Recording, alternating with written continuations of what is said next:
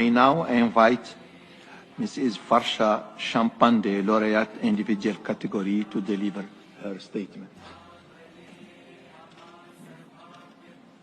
The chairperson, सन्माननीय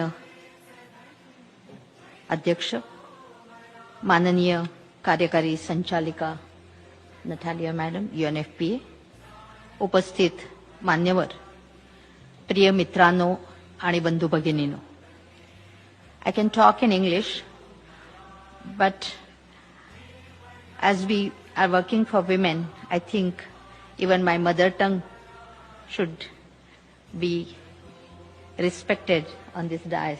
So I'm talking in my mother tongue, Marathi.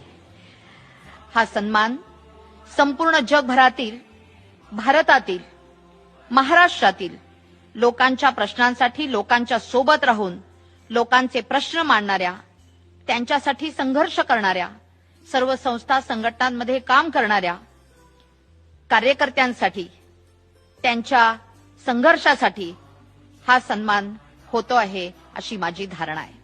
संयुक्त राष्ट्रांनी जपलेल्या मूल्यांचे आणि तत्वांचे, प्रामुख्याने समता, शांती, मानवी प्रतिष्ठा आणि सर्वांसाठी, विशेषतः उपेक्षित आणि असुरक्षित लोकांच्या हक्काच्या पालनासाठी मी त्यांच्या सोबत राहण्याची या ठिकाणी ग्वाही देते आहे.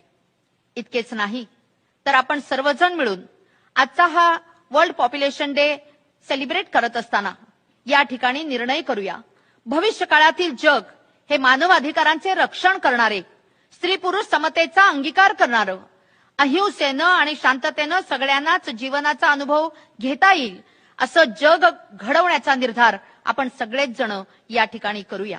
आपल्या भावी पिढीची स्वप्न पूर्ण करण्यासाठी आपण कटिबद्ध होऊया.